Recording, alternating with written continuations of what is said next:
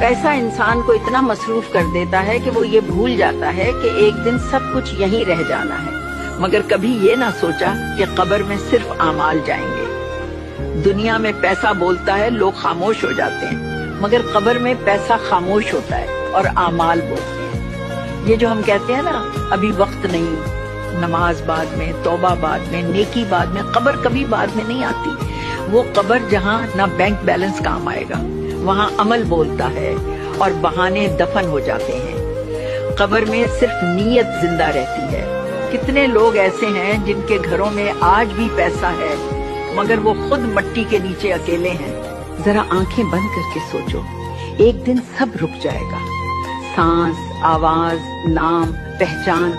कब्र में अंधेरा होगा, अकेलापन होगा और सवाल होंगे। तब ना नोट बोलेंगे, ना बैंक बैलेंस, ना कोई सिफारिश। जिस पैसे के लिए